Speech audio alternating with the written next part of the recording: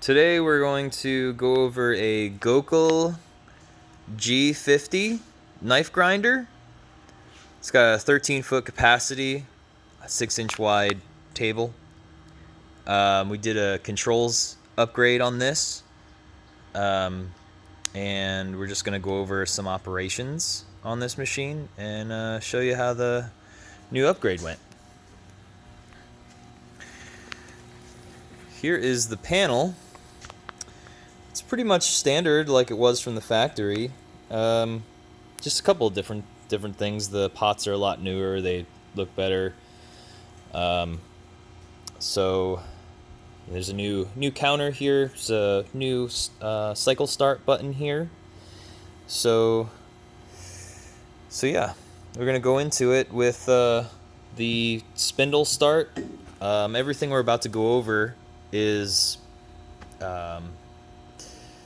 our grinding conditions that can only happen when the spindle's on, for example. So I'm only going to show you this how to turn on the spindle now, and then we'll go over the traverse without it on. So this is the Flange Magnet. Now the grinding wheel and the holder is a little bit heavy, so sometimes the magnet needs some help. Some dowel pins in there. You just kind of turn it, with your hand. There you go. See, it snapped in. You heard it snap in place there. Okay, and then the table magnet. There you go. Now, if you want to turn on the coolant, you can. There's the spindle coolant here, and your hose. This is your coolant, just to wash the table off if you want.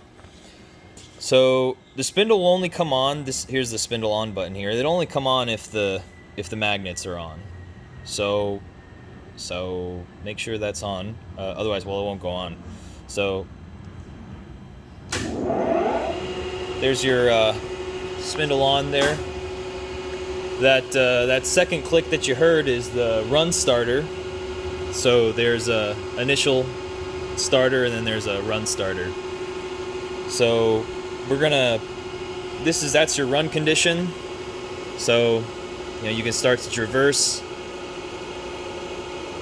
So this here is indicating that you want to start from the right side of the part.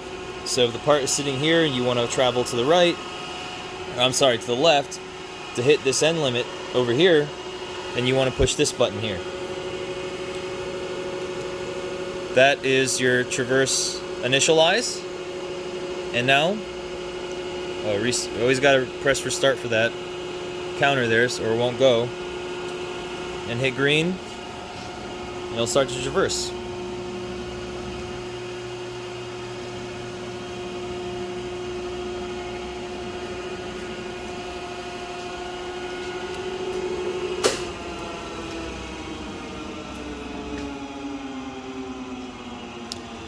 Okay, so some things I want to go over with this. There are 3 different downfeed conditions that this is programmed for. So this first one we're going to go over is, okay, let's go ahead and just initialize it here. So we want to go from the right to the left across the part. Initialize Traverse. This button here is downfeed in increments of this pot. Okay, so this pot here, if you turn it up, the Z will only go down the increment of this value. So this here indicates that you want the Z-axis to drop when it hits its first limit. So, but remember that in this condition, you're only dropping from the side opposite from where you started. And I'll demonstrate that right now. We got a dial indicator up there. I'm going to turn this all the way up so that you can see it drop. When it's turned all the way up, it's 3/1000ths drop. So remember that. 0 is 0. And so you got 0 to 3/1000ths drop on this. I'm going to press go and show you the indicator here. So this is like a cleanup pass now.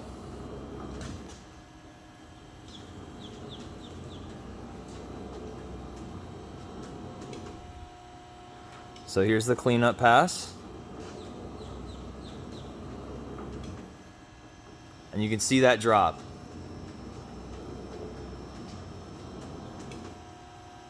Clean up. So it's cleaning up now because it's not going down, and drop. So that's drop 3 thou right there. So we're going to go ahead and soft stop it. You can see that this button here is a soft stop. It just takes all these processes, makes it go away, and stops at the closest limit. So we're going to reset this. We're going to go back to 6. And I'm going to show you that the next traverse move is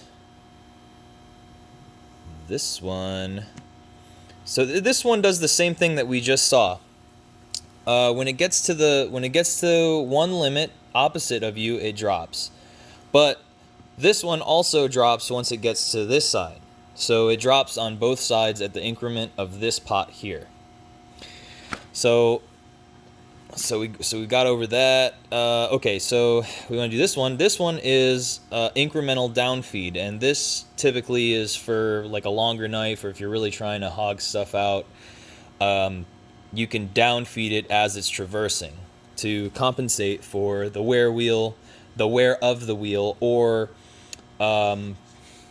if you just have a really long knife that you know you're trying to hog out.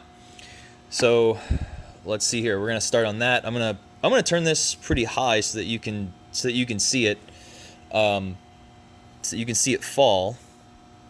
I'll turn the traverse up just a little bit so we can go over this quickly. The green. Okay, so this is like the cleanup pass, and you can see it dropping. So there's a consistent drop there, and then it stops. It's cleaning up from what it just did, and it's going to drop again.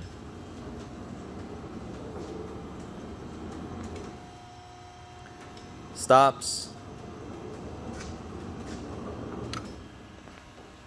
Okay, so we're at our limit.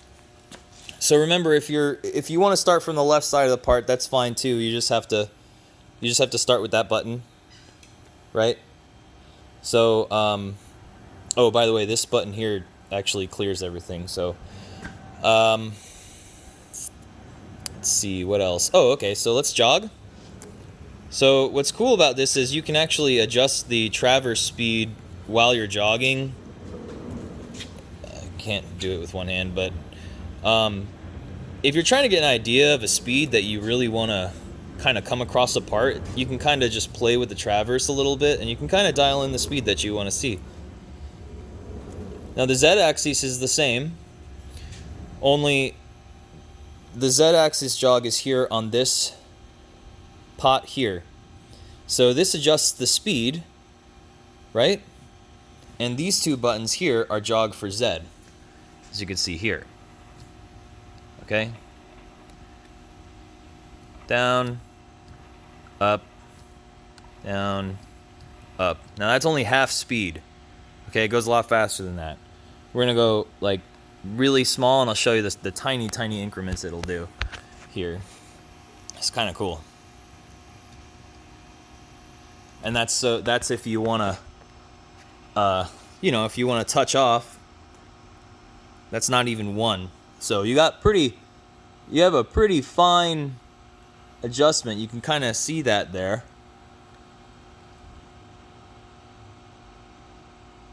And that's actually dropping right now. It's really hard to see, but it is. So, okay. So that's just some of the functions. Obviously, e-stop, right? Home is just gonna home your Z-axis so that the machine is at reference 0. All you have to do is do that once in the morning or whatever, and that'll work out for you. So let's take a look at the first article that we did the other day. This is a 36-inch knife. Actually, I did this yesterday. Yeah, I don't do a whole lot of knife grinding, but I would say that that's pretty good based on my experience on basic surface grinding. It's really good. It's like 350 thousandths on one side and 350 thousandths on the other side. So I would say that's pretty good. And then I cut all these little tiny pieces of paper, really sharp. Give you a quick look into the control cabinet. You can see a lot of stuff is missing. Down there in the right-hand corner, that's where the filters used to be, and this whole midsection here was like a PLC pack, and you can see that the drives there are on the bottom left. The only thing I really reused is that transformer there, because the way oil pump is still 110 volts. Let's take a quick look at these old things. Look at this. It's not that old. 1993, but I haven't seen a PLC this big in a long time. This is like huge. Look at this. It fills up a whole box. These older motors.